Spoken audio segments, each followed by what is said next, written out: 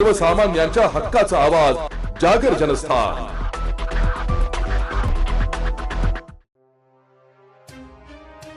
जळगावलगत असलेल्या चिंचोली शिवारात उभारण्यात येत असलेल्या मेडिकल हबच्या बांधकामासाठी बिलाची रक्कम TDS कपात न करता अदा करण्यात आल्याच्या संशयावरून आयकर विभागाकडून जळगाव शासकीय वैद्यकीय महाविद्यालयात तब्बल 10 तास तपासणी करण्यात आली आहे।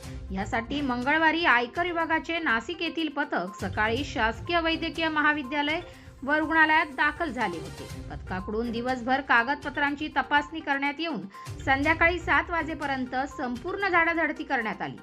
दरम्यान आयकर विभागाचा ही नियमित तपासणी असल्याचे अधिष्ठाता डॉक्टर गिरीश ठाकूर यांनी सायंकाळी एका पत्रकार परिषद घेऊन सांगितले। मात्र चिंचोली येथे वैद्यकीय संकुलामध्ये सध्या ॲलोपॅथी, आयुर्वेद, होमिओपॅथी, डेंटल या विभागाचे बांधकाम सुरू आहे। या कामासाठी जी रक्कम अदा केली जात आहे त्याचा कोणताही DTS कपात न झाल्याच्या मुद्द्यावरूनच हे पथक जळगावात आल्याची माहिती पथकाच्या वतीने देण्यात आली आहे। चिंचोली शिवारामध्ये वैद्यकीय संकुलला मंजुरी मिळाल्यानंतर त्याच्या उभारणीसाठी केंद्र सरकारच्या HECC कंपनीला काम देण्यात आले आहे। बांधकामासाठी जवळपास 1200 कोटी रुपये निधी मंजूर करण्यात आला असून रक्कम अदा करतानाही काही बिलावर 10%, काही बिलावर 2% TDS कपात करणे आवश्यक आहे। मात्र तसे न होता कोणताही TDS कपात झालेला नाही व बांधकामासाठी रक्कम अदा केल्याचा संशय आहे। ही रक्कम तब्बल 100 कोटीच्या घरात असल्याचे बोलले जात आहे। आयकर विभागाचे आयुक्त व इतर अधिकाऱ्यांनी शासकीय वैद्यकीय महाविद्यालयाचे अधिष्ठाता डॉक्टर गिरीश ठाकूर यांच्या दालनात बंदद्वारे सायंकाळपर्यंत चौकशी केली। रुग्णालयाच्या वतीने पगार व इतर रकमेसंदर्भातील TDS नियमित कपात होत असल्याचे सांगितले जात आहे।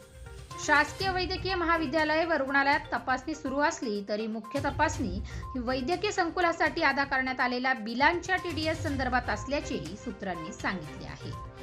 सर काय सांगाल नेमकं कुठलं पथक आहे आणि काय विषय आहे?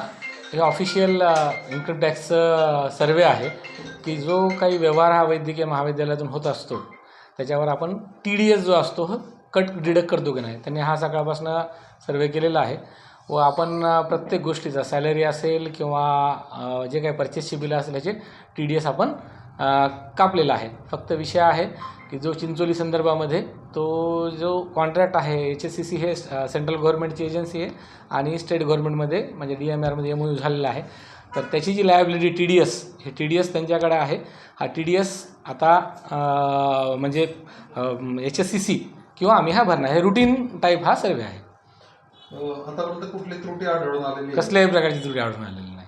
आपण पूर्णपणे TDS पूर्णपणे भरलेला, कोणत्याही प्रकारचा आणि कसल्याही प्रकारचा गैरव्यवहार किंवा फक्त हा TDS संदर्भामध्ये आहे आणि TDS आपण पूर्णपणे डिडक्ट केलेला आहे। सर ही नियमित तपासणी ही नियमित आहे, सर्वे आहे त्यांचा हा आणि ह्याच्यामध्ये त्यांनी मेडिकल, आयुर्वेदिक आणि होमिओपॅथी सरांकडे आयुर्वेदिक आणि होमिओपॅथीचा चार्ज आहे, त्यांचीसुद्धा फाईल त्यांनी इथंच मागून घेतला व इथंच त्याचा अभ्यास केलेला आहे त्यांनी। किती TDS आतापर्यंत भरला गेला आहे आपलं सगळं? नाही, तो म्हणजे वेगवेगळ्या गोष्टीमधून भरपूर TDS आहे, तर प्रत्येक ठिकाणी आपला TDS योग्य पद्धतीनं कट झालेला आहे। सर पथकामध्ये नेमकं कोण कोण आहे? त्यांचे जॉईंट कमिशनर, ॲडिशनल कमिशनर, जे रुटीन त्यांचं जे पथक असतं, जसा इन्कम टॅक्सचा एक सर्वे असतो त्या पथकामध्ये त्यांची टीम असते, वर त्यांच्या एक सपोर्टिंग तारखेला दुसऱ्या ठिकाणून आले असते, त्यामुळे पोलीसची एक टीम असते।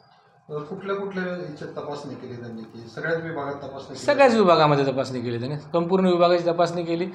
त्यांचा कन्सर्न होता की तुम्ही जे पेमेंट करता त्याचं TDS कट करता की नाही, तो आपण त्यांचा कन्सर्न सकाळपासून 100% पूर्ण कॉपरेट करून आपण त्यांना प्रत्येक एक ना एक डॉक्युमेंट दाखवलेलं आहे।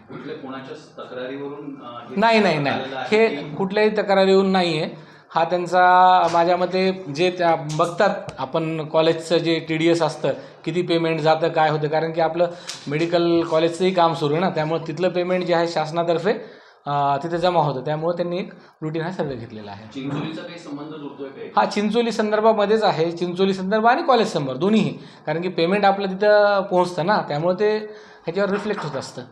त्यामुळे चिंचोलीचा जो सब कॉन्ट्रॅक्टर आहे हां, त्याच्या संदर्भातील काही इश्यू होते त्यामध्ये पथक नाही, ह्याच्यामध्ये कसल्याही प्रकारच्या इरेग्युलरिटीसाठी हे पथक आलेलं नाही आहे। हे पथक आलेलं आहे की जो शासन पैसा देतं त्याच्यातलं TDS भरल्या गेलेला आहे किंवा नाही। आणि जो ह्याची जी कंपनी आहे चिंचोलीची, ही सुद्धा सेंट्रल गव्हर्नमेंटची अंडरटेकिंग HSCC कंपनी आहे. त्यांच्यामार्फतच टेंडर अवॉर्ड झालेला आहे. सर ही तपासणी अजून काही वेळ चालणार आहे की कसं? अजून अर्धा एक तास ही तपासणी चाललेलं असं वाटतं. थेट पेमेंट कॉन्ट्रॅक्टरच्या हिशोबात गेल्यामुळे हे पथक आले? नाही, मुळीच नाही. थेट पेमेंट हे कॉन्ट्रॅक्ट, आम्ही पेमेंट शासन जे पेमेंट करतं आहे हे शासन HSCCला पेमेंट करतं आहे. कॉन्ट्रॅक्टरचा आणि आमचा कसल्याही प्रकारचा काडी मात्र सुद्धा संबंध नाही. HSCCचं जे काही बिलं आहेत ती बिलं दुसऱ्याच्या नावावर निघतायत असं पण असं इम्पॉसिबल आहे.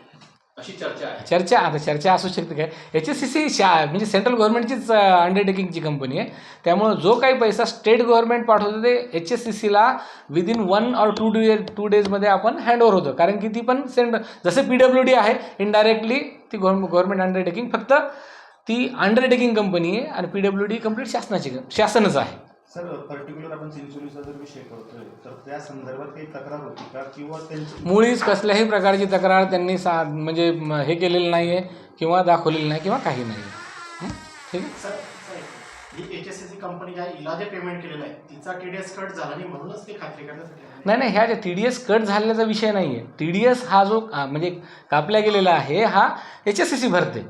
HSCCनं आपल्याला तसं पत्र पण दिलेलं आहे. HSCC भरते TDS. आपण इथं जे सगळे पेमेंट जे करतो ही आपण जे पेमेंट करतो त्याचं आपण TDS पूर्ण आपण कापतो आणि ह्याचं जे आहे HSCC कापणार. परंतु HSCCला देताना ते कट झालेलं नाही. HSCC ते त्यांची जी प्रोसिजर आहे त्यांच्याकडनं जो लिगल TDS आहे, काही प्रमाणात जर काही आत्ताही पेमेंट झालं तर ते TDS राहिलं असेल तर ते HSCC पूर्ण भरणार आहे. म्हणजे ते डायरेक्ट तिकडे जमा करायला ते आपण कट करतो. आपण आता नंतरची जी आहे ह्याच्यामध्ये आपण जर डायरेक्ट कट करायचं असेल तर महाराष्ट्र शासनाचं आपण जसं मार्गदर्शन घेऊया तर आपण कट करून देऊ शकतो.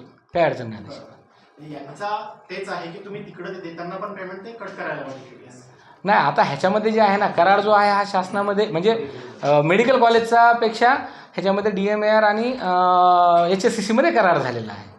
आणि हा एकटाचा नाही आहे. ऑल ओव्हर इंडियामध्ये जे काही सध्या HSCC मार्फत म्हणा किंवा जे सेंट्रल गव्हर्नमेंटच्या एजन्सीमार्फत जे काही कॉन्ट्रॅक्ट होत आहेत ते डायरेक्ट त्यांच्या मार्फत होतं, म्हणजे त्यांच्या थ्रूच होतात. त्याने खूप मोठे काम आहेत. कुठल्या विषयाचं पेमेंटचा TDS सांगा? बांधकामाचा विषयाचा. चिंचोली मेडिकल हबचं का? Chincholi medical hub. त्याच्यामध्ये मग मेडिकल, डेंटल, पुन्हा होमिओपॅथी आणि आयुर्वेदिक. होमिओपॅथी आणि आयुर्वेदिकसाठी सरनं पण त्या बाबतीत पूर्ण डॉक्युमेंट दिलेलं आहे. तुम्ही म्हणतात बांधकामाचा TDS आहे, प्रत्यक्ष त्यांनी केस पेपरच्या तिथल्याही तपासण्या केल्या. मग त्यांनी इथं सर्वे घेतल्यानंतर आपल्याकडनं सुद्धा जे काही पेमेंट जातात, आपल्याकडनं जे पेमेंट जातं ॲज अ मेडिकल कॉलेजमधून मी पेमेंट करतो, सॅलरी करतो, त्याचं TDS कट होते की नाही, किंवा जे काही माझ्याकडनं इथल्या लेवलला जर परचेस होत असेल तर त्याचं TDS कट करतो की नाही हे बघितलं. त्याच्यामध्ये 100% कसल्याही प्रकारचा आम्ही TDS कोणाचंच ठेवलेलं नाही. TDS आम्ही काटूनच पेमेंट करतो पुढची. जागर जनस्थान करता फराज अहमद, जळगाव.